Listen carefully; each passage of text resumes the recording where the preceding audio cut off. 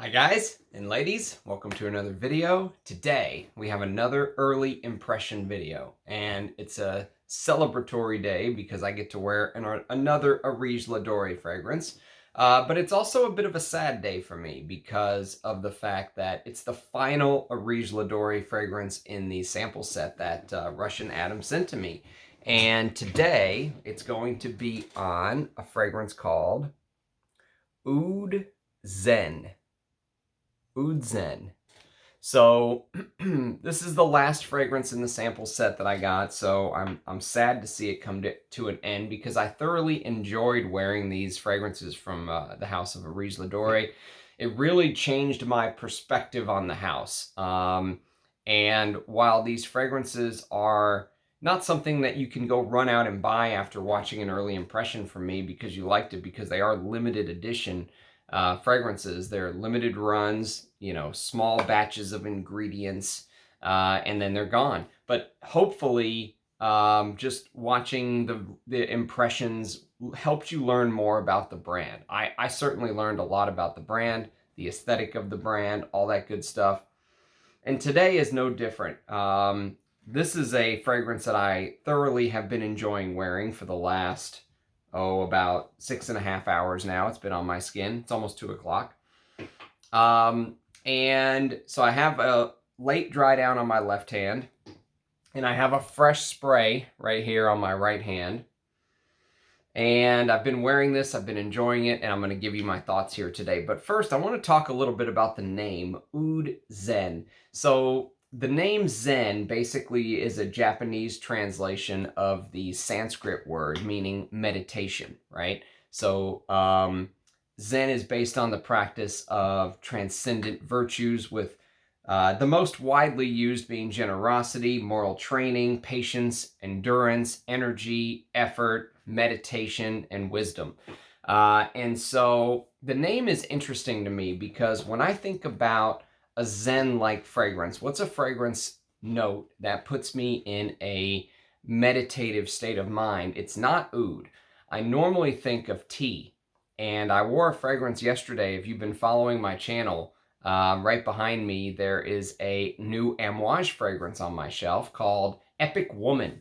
And I wore that for the first time yesterday, and I was completely blown away. The tea note in that is absolutely mesmerizing. That's the word that Eurorose, we were texting each other about it today, and he used the word mesmerizing, and it really is. The tea note in Epic Woman is mesmerizing. Beautiful fragrance. Really enjoyed every second of that fragrance. Even this morning when I woke up, I could still smell it on my hand before my shower. So I was thinking about the name.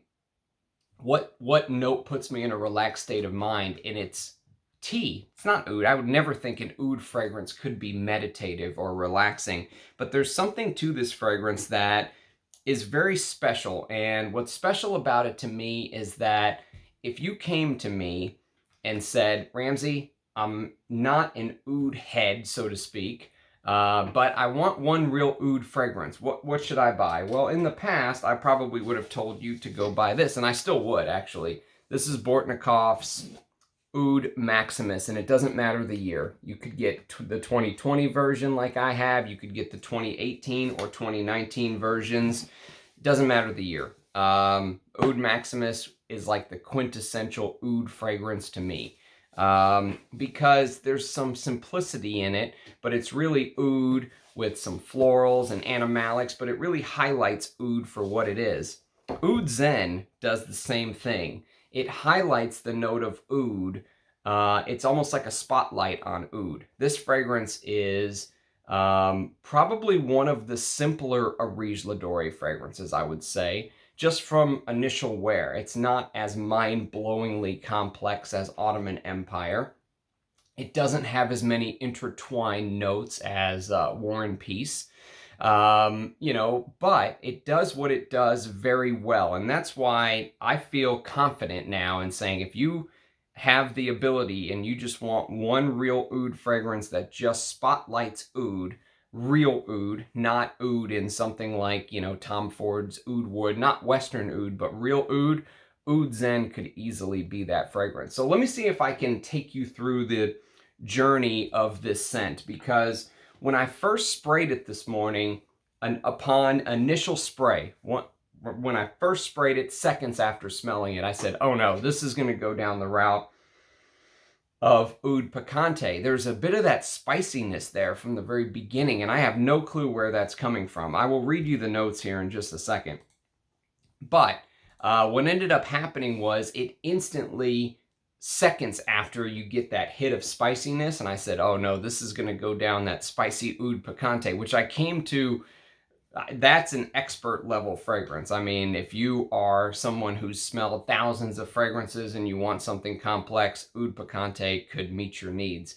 This is not as expert level, but it's not beginner either. There is some animalic facets to this, but it's an easier wear. It's an oud that, to me, now I do have a higher tolerance for animalics than most people, I will say that. So my tolerance for the synthetic civet and castoreum used here doesn't bother me at all. The oud doesn't bother me at all. I get very little funk out of this. There is a little bit, so I would say it's probably in the moderate category. You're not a beginner, but you're not someone that's looking for the most insanely complex fragrance either. You just want, as so Areej le Doré's fragrance website describes this fragrance as raw, wild, naked, the true oud experience. That's what they used on Oud Zen, Z-E-N, that came out in 2017. This is Oud Zen, Z-H-E-N, which came out last year, but I'm told it's basically the same fragrance with maybe some minor differences. So here's the note breakdown. Raw, wild Sri Lankan agarwood oil distilled by Russian Atom. Papaya agarwood resin. The heart is Indian oud and 20-year-old Indian saffron attar. You definitely get that saffron, absolutely. Oud saffron for sure. And then the base is Indian and Indonesian sandalwood, clean Indian vetiver, tolu balsam, sweet myrrh, and traces of synthetic civet and castoreum.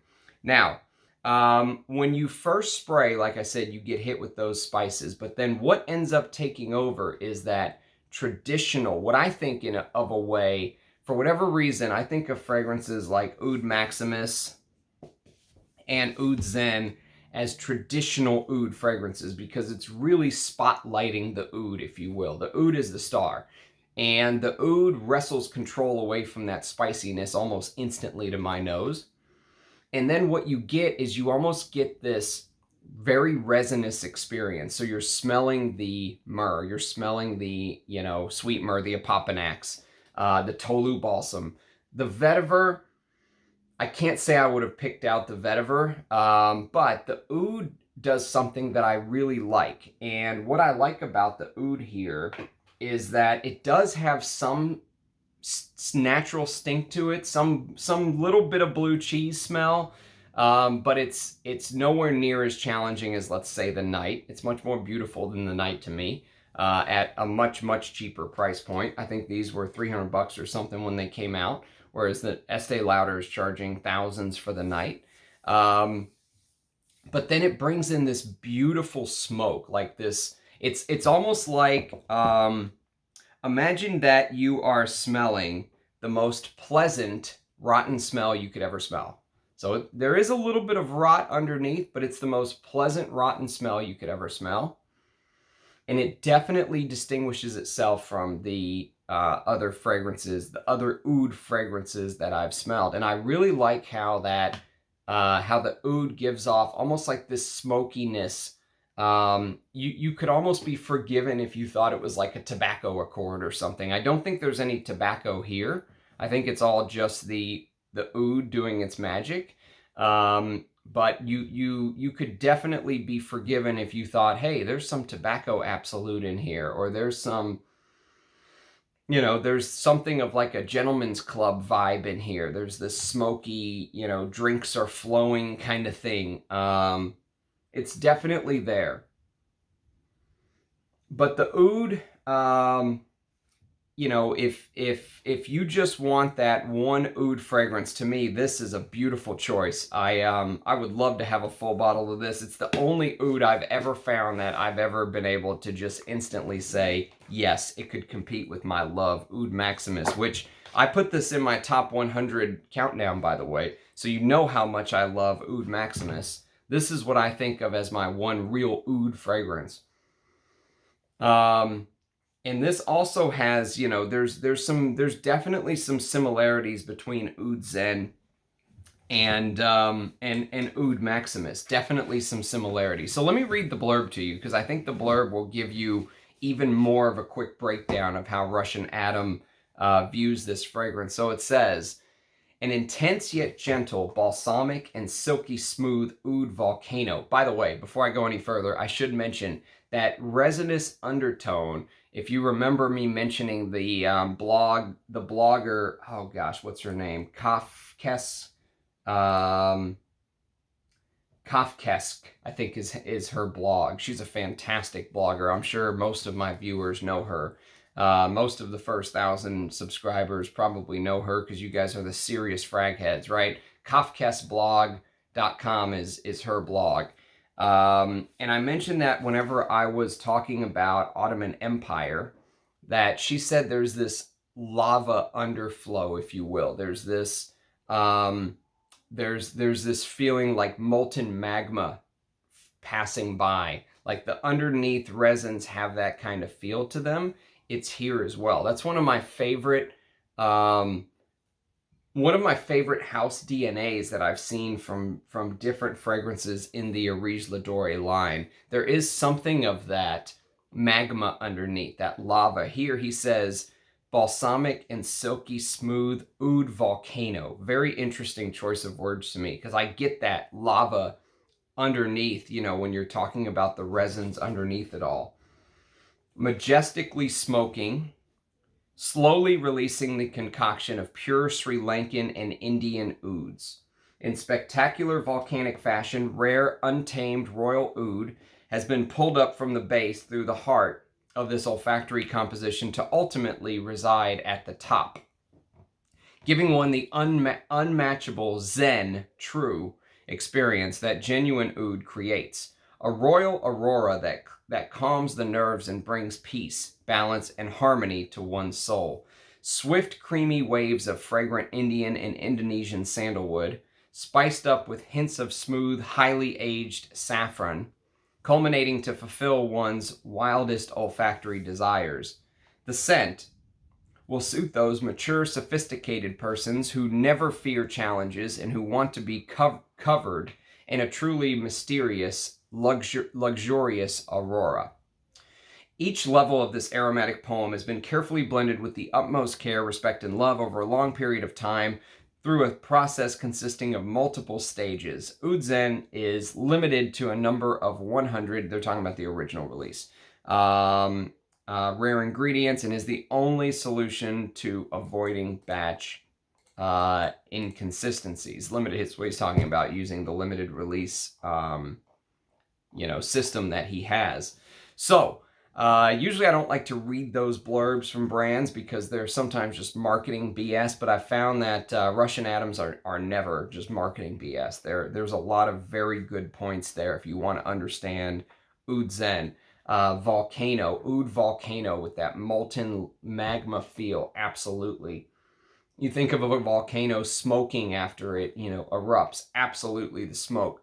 And the smoke actually reminded me of Interlude Man. There's a little bit of Interlude Man here, for sure, absolutely. Interlude Man is, if Amouage used real oud, let's say an Interlude Man, you would be getting very close to something like Oud Zen to me. But then, you get all these other facets as well. You get the animalics, which to me just make it a little bit more interesting. They don't bother me at all. That's why I say this is maybe somewhere in the medium range for people who are into fragrances. It's definitely not for a beginner, but it might be a good beginner oud fragrance. Actually, I think this would be a better beginner oud than something like the Night, to be honest with you. and it was a much cheaper price point. So sometimes he'll do re-releases like he did with this one. We got Oud Zhen, then we got Oud Zen with the H in 2021. And so if you like the description, if another one ends up coming out, then that's something that you can pounce on. I would definitely buy a full bottle of this. Absolutely, this is my kind of oud fragrance. But I do like a little more challenge sometimes. Like, for example, I tried Chinese oud. Go watch that first impression if you're interested in learning about something like the Chinese oud that he put out. Some of his offerings are much more challenging. But if you just want an oud fragrance, if you want that one, if you're going to treat this like a blue fragrance and say, hey, I only need one blue fragrance, right? If I have Sauvage, I don't need Bleu de Chanel. I don't need, the Roja, what's it called? I can never remember that one because I didn't like it at all. His take on Bleu de Chanel and Aventus, whatever it is. You don't need 5 different blue fragrances. They all do the same thing. If you think that way about oud and you just need one, Oud Zen could definitely be your one fragrance. And it's true, the name is really good because this is one of the few oud fragrances that it's not so challenging that it can kind of put you in a meditative state of mind. You can just put this on and enjoy it and not worry about, after this video, I'm going to go to the post office and I'm going to go drop my dry cleaning off. I have no problem wearing this at all. You could take this anywhere, you know what I mean? And not feel out of place. You could wear this. It's beautiful. I mean, you could pretty much wear this anywhere. I would probably even wear this to work. I've worn Interlude Man to work, so I could see no problem wearing this to work. So, it's a fragrance that I'm very glad to get to try. This feels like on my channel, because we passed the top 100 countdown, which I was looking forward to, doing for so long. Now that's done. Now we're at the final Areej le Doré fragrance. It feels like we're coming to kind of the end of Act 1 on my channel.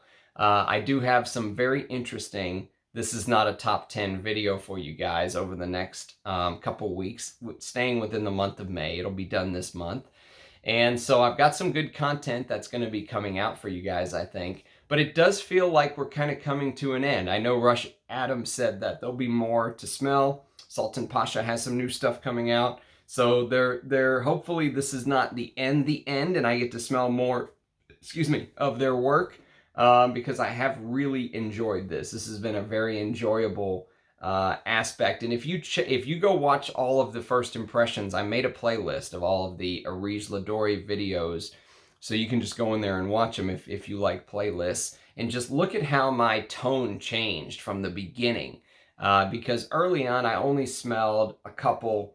And I think I only smelled like one from his 5th collection, a couple from his 5th collection. I was like, it's not really my thing. And now look at the way I'm talking about these. I mean, they've completely changed my focus with the brand. And I have to give him props for, sticking to his guns. He has a strategy, he has a plan, and he wants to stick to that plan. He wants to keep things in small batches, limited release. He's not going the mass market route. I have to give him props to that. That is a admirable thing to do. He always comes and comments on these videos, so he's a true fragrance lover like we are. I mean, it's great to support people like that. So, speaking of people in the community, passing the 1,000 subscriber mark, I realized just how amazing most of the people in this community are. I mean, we're talking 99.9% of the people that I've come across are just top-notch, quality people. And so everyone who has, wished me well for passing 1,000 subscribers, everyone who comments, who likes, who subscribes, I really appreciate it. It really means a lot to me because, like I said before, the selling point for my channel, for me, if I was watching myself from the outside, I like the fact that I'm not bought and sold by a brand. I have my own opinions. You know, I'm willing to look at anything. I bought a $15 fragrance and I wore it to bed last night, basically.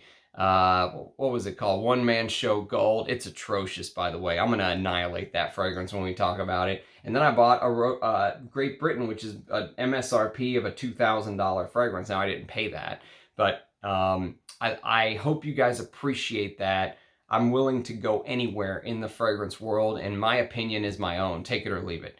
And I'm not going to change because I got free stuff. I told Russian Adam, please only send samples. I like the fact that I can say, I bought all these with my own money. None of these were given to me by brands. You go look at some of the other channels that have the fragrance walls behind them, and you know that they got free stuff from wherever, even if it wasn't from brands, maybe it was from stores. I'm not that person. All of this is stuff that I went for. I cared about it enough to go buy it with my own money, kind of thing.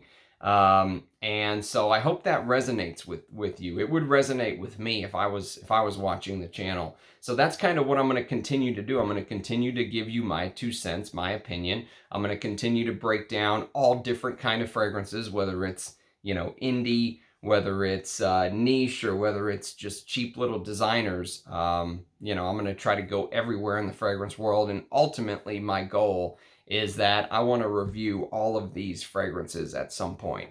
I've only done maybe like 3 full individual reviews.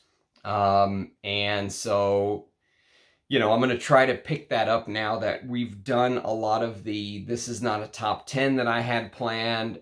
We still have a lot of this year in perfume to do, but as those start to wind down, you're going to start seeing some more individual reviews. You're going to see Ramsey's ramblings on discontinued fragrances still, and I'm still going to give you my opinion on the distributors that I think you should go for. That's my opinion. Take it or leave it. You don't like it, don't watch the channel. So that's kind of the way that this channel is going to be run. I'm not running it as a business. I am just running it as a hobby because I'm truly enjoying doing this more than I ever thought I would. It's not, obviously it's about the fragrance. It's always about the juice for me, first and foremost. But it's also the interaction and the friendships that I've made from other people in the community. Absolutely amazing. Amazing community that we have. Fragrance family, if you will. And so I appreciate the support. I hope, I'd love to hear your feedback on Oud Zen. If you guys have also tried it, do leave a comment below. I love reading your comments, love seeing your faces. Like I've said many times, a like and a subscription helps, but it is not necessary. If you don't want to, you don't have to. But I think it does help, you know, with the YouTube algorithms. It helps with people kind of finding me organically, and that's kind of what I like.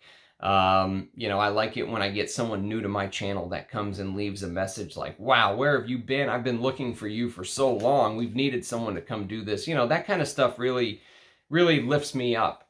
And, you know, that means a lot. So when I'm starting to get those messages multiple times a day, new people finding me who are like-minded like we are, we're building a good tribe. A tribe of fragrance lovers, and it's really cool to see. I'm really enjoying it, and so pretty much that's all I have to say about Oud Zen. I went on my little rant there at the end about what my vision of the channel will be in the future. Give me your thoughts on Oud Zen, and tomorrow we have a This Is Not a Top 10 video, and it's going to be on the note of tea, so I hope you guys appreciate that. I've been working on that, and Yura gave me the idea today as I was chatting with him. So thank you, Yura. And thanks everybody for watching. Cheers. See you again tomorrow with another video. Bye, guys.